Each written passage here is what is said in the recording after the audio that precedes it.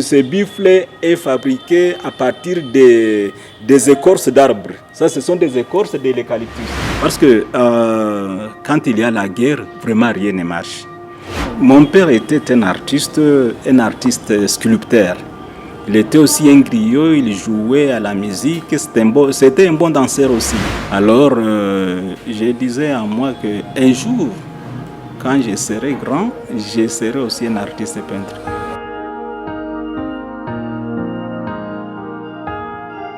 Téléspectateurs de Youbi Media, aujourd'hui, nous avons un nouveau numéro et nous avons choisi de vous plonger dans l'univers de l'art, de la beauté et de la peinture. Nous sommes à l'est de la République démocratique du Congo, précisément à Goma. Comme vous le savez, nous traversons une période très difficile dans la ville qui a été secouée depuis bien de décennies par la guerre. L'inspiration vient du jour au lendemain, inspirée par la guerre, par la beauté, inspirée par le volcan et la nature elle-même. On est allé rencontrer un artiste dans son atelier que vous allez découvrir, mesdames et messieurs.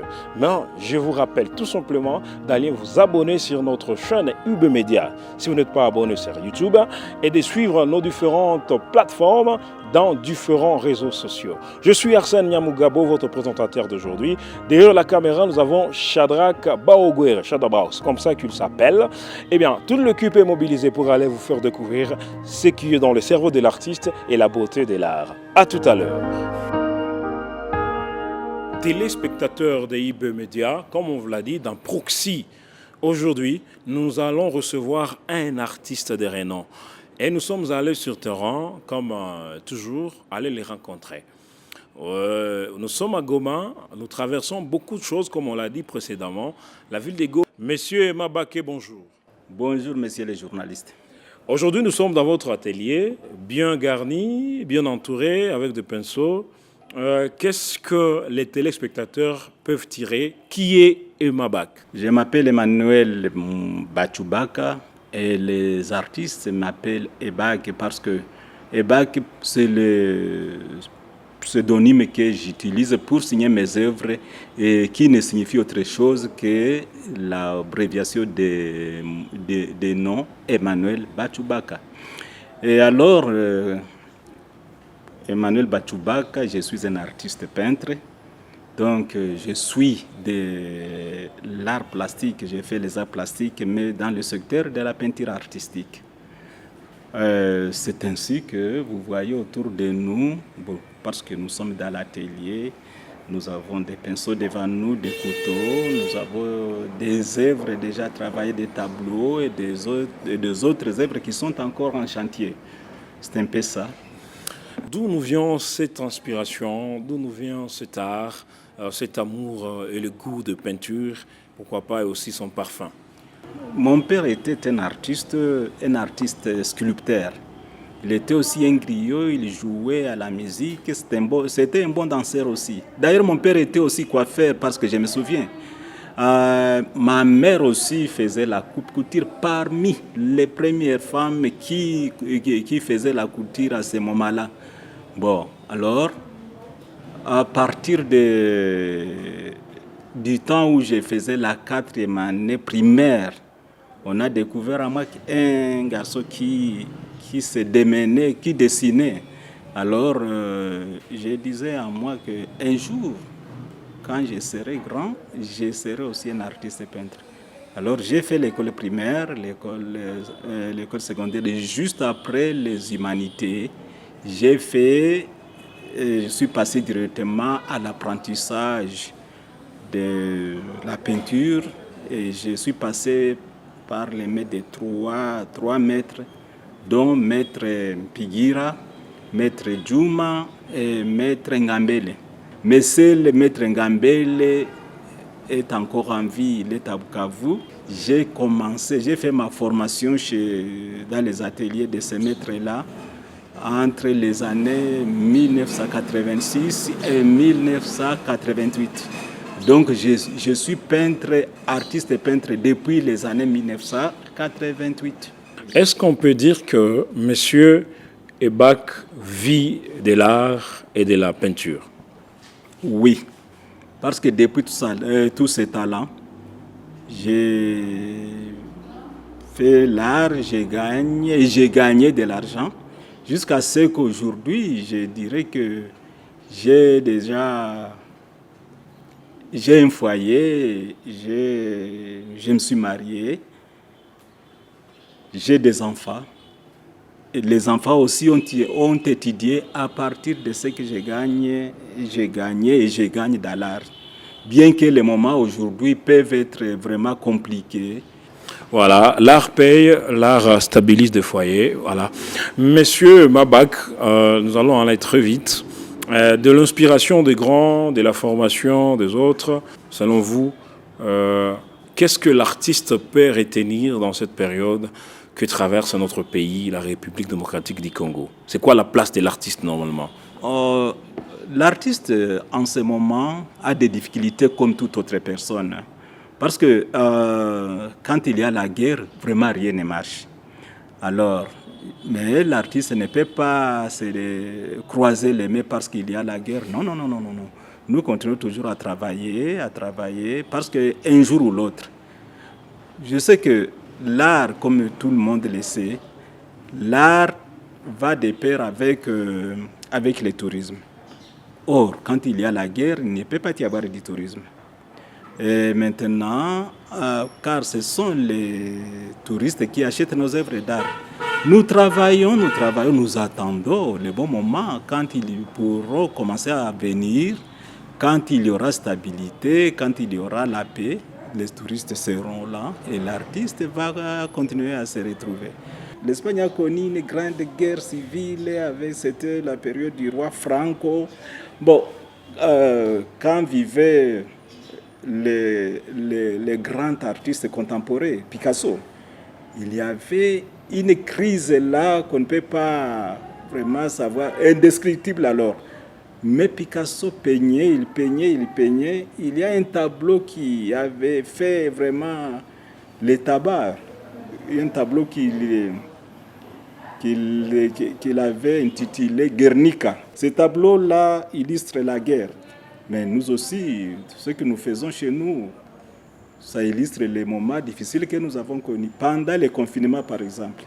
Moi, j'étais confiné chez moi, mais je faisais quelque chose. Et j'ai travaillé un tableau sur le Covid-19. Voilà, le tableau est là.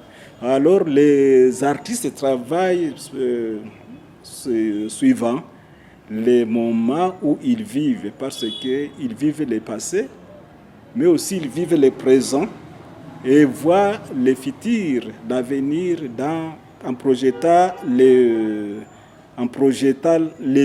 regards vers l'avenir. C'est pourquoi, que ce soit les moments difficiles, l'artiste ne se décourage pas, il travaille toujours. Eumeu Baké, l'artiste de renom, moi je l'appelle comme ça, évoluant en Nord Kivu, précisément dans la ville de Goma.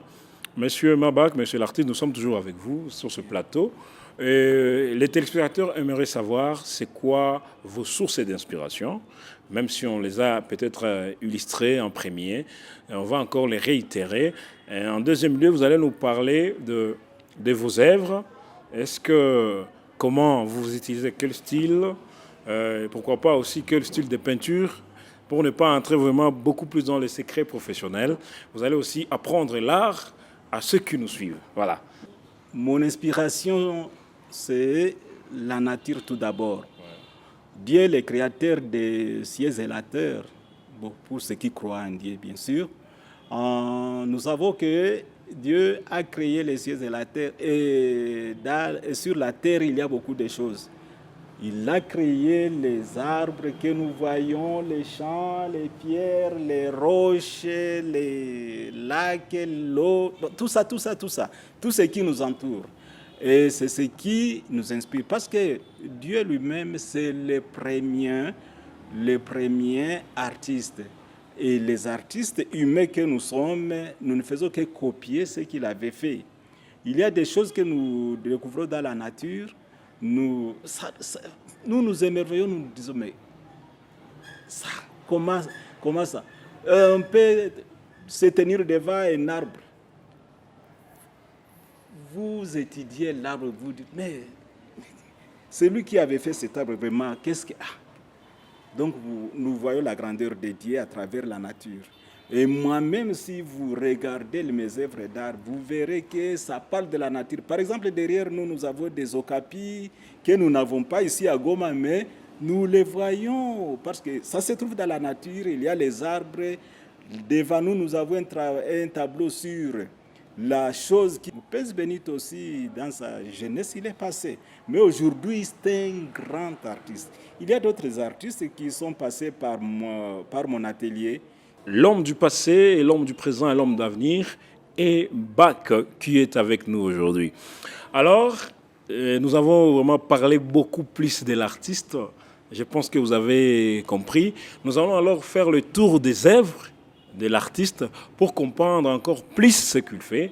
Et nous serons en train de conclure notre émission d'aujourd'hui. Je vous rappelle tout simplement, pour ne pas manquer les différents rendez-vous des Yubi Proxy, il faut d'abord vous abonner à la chaîne Yubi Media, partager, aimer et pourquoi pas activer la cloche de notification pour ne pas rater nos différents rendez-vous chaque fois qu'on aura à lancer et à publier nos vidéos. Alors, mesdames et messieurs, par l'autorisation de l'artiste bien sûr, nous allons faire un tour de l'atelier pour voir ce qui se passe, ce qui sort aussi et ce qui est inspiré et puis ce qui a pris de la forme à l'art, si vous le permettez. Bien, merci. Bon, nous avons les œuvres devant nous et nous allons faire le tour des œuvres. Merci. Et là, nous allons nous lever. Oui. Nous allons nous lever. Pour, je ne sais pas, on commence, vous allez nous aider, vous allez faire le guide. On peut commencer par ici, voilà. Et vous allez nous expliquer peut-être en bref. J'ai choisi les tableaux ou bien soit vous allez le faire comme vous voulez. Non, ça dépendra de vous. Alors, oui, je vois d'abord, je ne sais pas, ça c'est... Moi, je m'inspire toujours par la nature. Moi, quand j'étais petit, je voyais l'épervier. Quand un épervier qui vient, il prend une poule ou bien un coq qui s'en va avec ça. Moi, ça m'a toujours resté dans la mémoire. Alors moi, j'ai dit non, il faut qu'un jour je puisse travailler quelque chose. Voilà, ce tableau date de 2024. Oui. Alors, j'ai travaillé l'épervier en 2024. Bon, alors... Ici, on peut voir la pêche. La pêche aussi, nous voyons les poissons avec une pirogue là. Et la main du pêcheur. Ça signifie quoi? La pêche, nous sommes à Goma, où Goma, c'est une ville se trouvant à cheval entre le lac Kivu et le volcan Nyiragongo. Alors, nous sommes des habitants de Goma, mais quand notre première nourriture ici, ce sont les poissons. Alors, moi, j'ai toujours aimé les poissons, c'est pourquoi j'ai représenté un pêcheur soulevant ces poissons, un pêcheur qu'à partir de cette petite pirogue, il a pêché des poissons, des gros poissons alors. Et il les soulève pour montrer ça au public qui peut venir acheter ce produit. Et dans notre entretien, j'ai écouté, vous avez dit que vous utilisez normalement des choses qui nous entourent, les natures. Oui. Et ce tableau-là nous parle de quoi et quels sont les matériaux qui le composent? Vous voyez ici, ce tableau, ça c'est le buffle. Très souvent, quand je suis à cours de peinture, j'utilise les matériels bruts venant de la nature. Ouais. Ici, nous voyons un buffle représenté ici. Ici, nous avons du sable.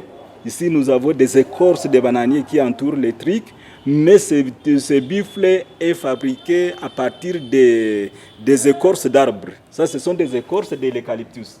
Et ici, vous voyez des cailloux, des morceaux, des nattes, tout ça. Et ça nous donne un tableau, parce que le style là dont je vous parlais nage entre la peinture et la sculpture. Donc c'est une sculpture, ça on appelle ça bas-relief. Okay. Et ici je vois, c'est écrit, n'utilise pas ces armes contre notre faune, sauvegardons ces espèces. Voilà, ça ce sont la conservation de la nature. Oui, parce que je suis en quelque sorte naturaliste. Oui, vous voyez que je suis un écologiste. Ici, ce sont des espèces. Là, nous voyons l'okapi, les gorilles, l'éléphant, le buffle, la girafe, le rhinocéros, les lions, les gorilles de montagne. Non, il y a les chimpanzés, les bonobos, les pangolins, les rhinocéros blancs. Bon, toutes ces espèces-là sont des espèces menacées d'extinction. Mais ici, les lions et les léopards, ce sont des prédateurs. Ils s'attaquent aussi à ces animaux-là. Et là, moi, je vais aussi choisir. Il y a un tableau, je vois les drapeaux qui sont là. Comme vous allez voir, il y a les drapeaux des Nations Unies, bon, si je peux le dire comme ça. Vous pouvez nous expliquer ces tableaux, s'il vous plaît? Comme nous le savons, ces derniers temps, le monde est secoué par le réchauffement climatique. Vous pouvez avancer vers les tableaux. Oui, et ici nous avons le réchauffement climatique, donc représenté par cette obscurité-là.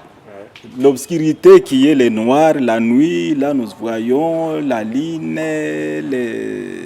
des appareils aussi qui partent dans la nature. Pour dire qu'il y a une crise là qui secoue le monde. Et cet arbre qui gît d'un côté vers l'autre, c'est ça la sécheresse qui secoue le monde ces derniers temps. Donc la nature est en danger. Dans ces cas, nous voyons des drapeaux de grandes puissances. Il y a, en commençant par celui des États-Unis d'Amérique, la Russie, la Chine, le Japon, l'Allemagne, l'Angleterre, bien, ok, le Brésil et le Canada. Ok. Ce sont les grandes puissances qui font de leur mien pour gérer ou juguler tant soit peu cette crise qui secoue le monde. Maintenant, ils travaillent avec les grandes ONG, donc les organisations internationales, les agences onusiennes à qui ils remettent des moyens. Ces grandes puissances remettent des moyens à ces grandes organisations de l'ONU. Et ces grandes organisations de l'ONU aussi travaillent avec les agences internationales, les ONG internationales. Et les ONG internationales travaillent avec les ONG nationales et d'autres ONG. Alors, ici, il y a 3 espaces où ces gens évoluent. Dans l'espace d'abord, nous voyons l'avion, un avion nocturne. Dans un vol de nuit, nous voyons là les drones pour capturer les images sur la Terre. Nous avons des fusées qui vont même dans les autres astres, comme sur la Lune. Alors, nous avons ici, sur la Terre, nous avons des moyens de transport. Par exemple, les tracteurs pour l'alimentation, donc qui dit agriculture dit aussi alimentation. Nous avons les bateaux et l'avion sont des engins qui parle de voyages. Des voyages et des commerces. Donc oui, les voyages et commerces. Ici, nous allons mettre un véhicule qui parle aussi des voyages sur la route. Mais ici au centre, nous voyons la carte de la RDC. La RDC, on dit que c'est le poumon, le deuxième poumon de la Terre après l'Amazonie. Oui. L'Amazonie est là, que je représente dans l'Australie, mais vous voyez que de la RDC, nous voyons un drapeau, notre drapeau, le drapeau de la RDC qui flotte. Vous voyez les côtés que... Dans quel sens les drapeaux des grandes puissances sont tournés vers la droite, mais d'autres drapeaux passent pour montrer qu'il y a une différence. La RDC n'est pas une grande puissance comme les autres, mais la RDC a des ressources. Vous voyez la forêt, 4, 5. Monsieur Ebak, en bref, pour dire qu'est-ce qu'on peut retenir de ces tableaux? De ces tableaux, nous voulons parler tout simplement de la gestion, la gestion du réchauffement climatique. Alors, la gestion du réchauffement climatique, pour dire que notre pays, comme étant le deuxième poumon après l'Amazonie, arrose le monde, et le monde, malgré cette crise-là, le monde produit toujours, on a toujours à manger. Il y a des fruits. Ces fruits représentent l'abondance qui signifie tous les gens mangent à leur faim malgré qu'il y a cette crise-là. Bien, mais ici nous voyons encore quelque chose ici, la télécommunication. La nouvelle technologie. La nouvelle technologie aussi utilisée par ces gens pour comprendre ce qui se passe même au-delà de nos frontières. Mais il y a aussi une famille ici, il y a aussi l'électricité, donc l'électricité, l'énergie. Bon, mais malgré tout ce que peuvent faire ces grandes puissances, les pauvres ont toujours existé. Ils sont là. Voilà une famille de sans-abri qui passe la nuit à la belle étoile en train de voir, d'admirer la nature, mais ils n'admirent pas, mais disent, mais ce que nous vivons aujourd'hui, quand est-ce que ça prendra fin? Ça va se passer quand même. Merci beaucoup l'artiste. Oui, on a plongé dans l'amour, dans l'art. Et dans tout ça, quel est le tableau qui vous tient à cœur pour le moment? Pour le moment, ces tableaux-ci. Ici, nous avons des tableaux. Nous avons les tableaux sur le Covid-19. Un fléau pas comme les autres. Parce que quand on avait vécu le confinement, ce n'était pas facile.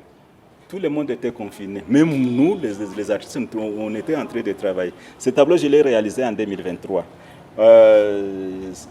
J'aime ce tableau parce que ça nous fait encore revivre cet temps-là qui était vraiment pour nous des moments très difficiles. Mais ici, il y a un tableau aussi que j'aime. Hein. Ce tableau parle de la domination. Qui domine qui? Qui domine quoi? Ok. Donc, ici, il y a le cerveau de l'homme à qui il a été donné le pouvoir de dominer sur la terre. Voilà la terre. Oui. Dominer même sur les autres créatures. Oui. Dominer sur les animaux. Vous voyez, les lions, l'éléphant, ce sont des grands animaux qu'on ne peut pas s'approcher d'eux comme ça. Mais l'homme les domine parce que l'homme parvient même à tuer un éléphant, parvient même à tuer un lion. Bon, mais le lion aussi qui fait peur à l'homme, les lions dominent sur l'homme, mais l'homme domine aussi les animaux dominent sur l'homme, mais l'homme a plus de pouvoir dominer sur eux.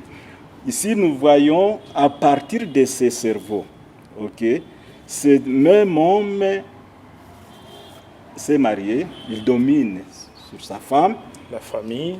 Et voilà. Après, la domination de l'homme sur la femme donne ce qu'on appelle la famille.